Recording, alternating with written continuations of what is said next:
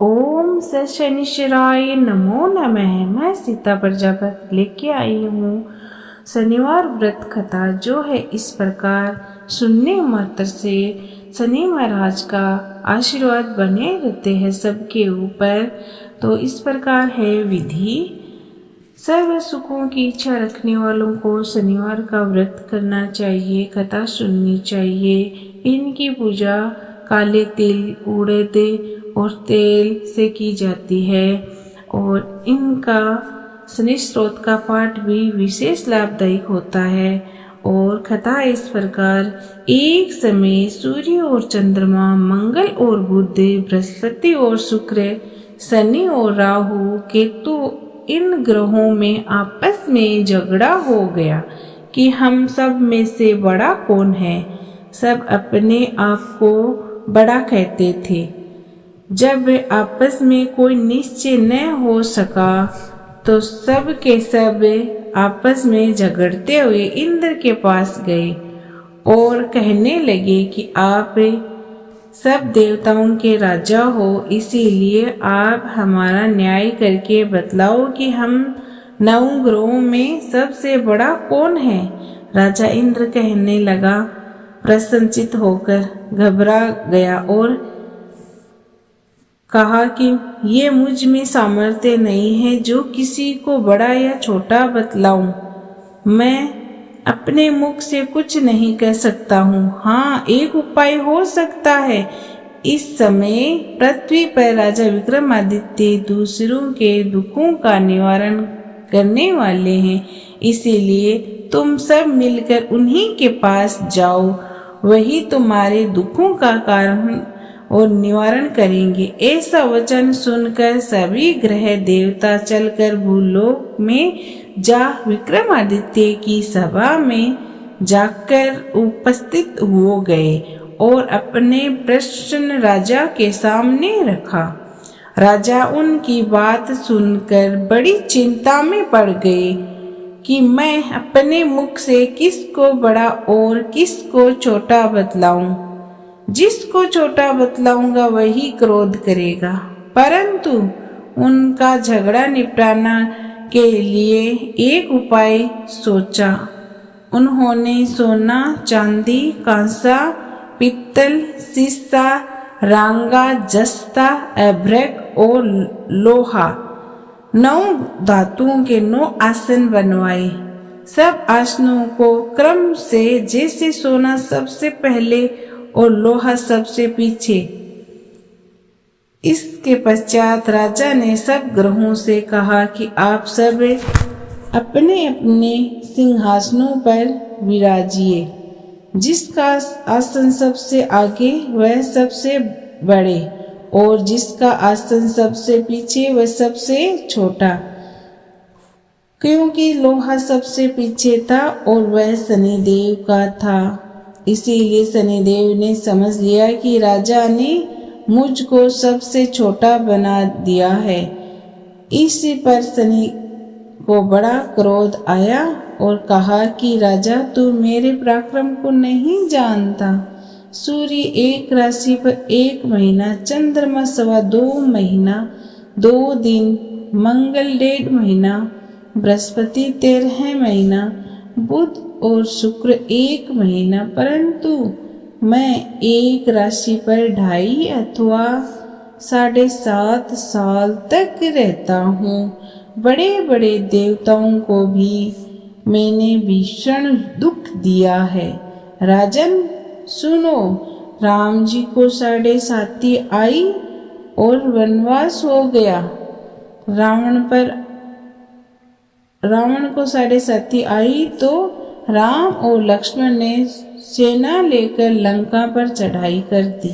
रावण के कुल का नाश कर दिया मैंने। हे राजा, अब तुम सावधान रहना। राजा कहने लगा, जो कुछ भाग्य में होगा देखा जाएगा। उसके बाद अन्य ग्रह तो प्रसन्नता के साथ चले गए, परंतु शनिदेव बड़े क्रोध के साथ वहां से सिधारे। कुछ काल व्यतीत हो जाने पर जब सौदागर बनकर अनेक सुंदर घोड़े के सहित राजा की राजधानी में आए। शनिदेव जब राजा ने सौदागर के आने की खबर सुनी तो अवसपाल को अच्छे अच्छे घोड़े खरीदने की आज्ञा दी। अवसपाल ऐसी अच्छी नस्ल के घोड़े देखकर और उनका मूल्य सुनकर चकित हो गया और तुरंत ही राजा को खबर दी। राजा उन घोड़ों को देखकर एक अच्छा सा घोड़ा चुनकर सवार के लिए चढ़ा। राजा के घोड़े की पीठ पर चढ़ते ही घोड़ा जोर से भागा। घोड़ा बहुत दूर तक बड़े जंगल में जाकर राजा को छोड़कर अंतर्ध्यान हो गया। इसके बाद राजा अकेला जंगल में भटकता फिरता रहा। बहुत देर के पश्चात राजा ने देखा कि मुझे प्यास लगी है, भूख लगी है। उसी को भटकते भटकते एक उसको ग्वाल दिखाई दिया। ग्वाल ने राजा को प्यास से व्याकुल देखकर पानी पिलाया। राजा की अंगुली में एक अंगूठी थी। उसे निकाल कर प्रसन्नता के साथ ग्वाल को दे दी और शहर की ओर चल पड़ा। राजा शहर में पहुंचकर एक सेठ की दुकान पर जा बैठ गया और अपने आप को उज्जैन का रहने वाला था। अपना नाम विका बतलाया। सेठ ने उसको कुलीन मनुष्य समझकर जल आदि पिलाया। भाग्यवश उस दिन सेठ की दुकान पर बिक्री बहुत अधिक हुई। तब सेठ उसको भाग्यवान पुरुष समझकर भोजन कराने के लिए अपने साथ ले गया। भोजन करते समय राजा ने आश्चर्य की बात देखी कि खूंटी पर हार लटक रहा है और वही खूंटी को हार निगल रही है। भोजन के पश्चात कमरे में आने पर जब सेठ को कमरे में हार न मिला तो सबने यही निश्चय किया कि सिवा विका के और कोई इस कमरे में आया ही नहीं, अतः अवश्य ही उसी ने हार चोरी किया है। परंतु विका ने हार लेने से मना कर दिया। इस प्रकार 5-7 आदमी इकट्ठा होकर उसको फौजदार के पास लाए। फौजदार ने उसको राजा के सामने उपस्थित कर दिया और कहा कि ये आदमी तो भला प्रतीत होता है, चोर मालूम नहीं होता, परंतु सेठ का कहना है कि इसके सिवा और कोई घर में आया ही नहीं, अवश्य ही इसी ने चोरी की है। तब राजा ने आज्ञा दी कि इसके हाथ पैर काट दिया जाए। राजा की आज्ञा को तुरंत पालन किया गया। विका के हाथ पैर काट दिए गए। इस प्रकार कुछ काल व्यतीत होने पर एक तेली उसको अपने घर ले गया और कोल्हे पर उसको बिठा दिया। विका उस पर बैठा हुआ जब बाण से बैल को हाँकता रहा। शनि की दशा समाप्त हो गई और एक रात को वर्षा ऋतु की समय वह महलार राग गाने लगा।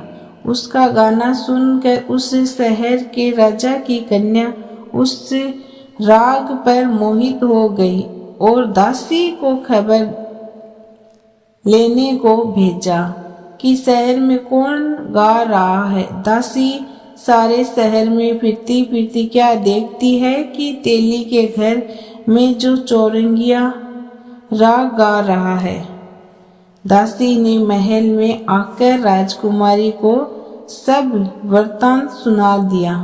बस उसी क्षण राजकुमारी ने अपने मन में यह प्रण कर लिया, चाहे कुछ हो मैं इसी चौरंगी के साथ विवाह करूंगी।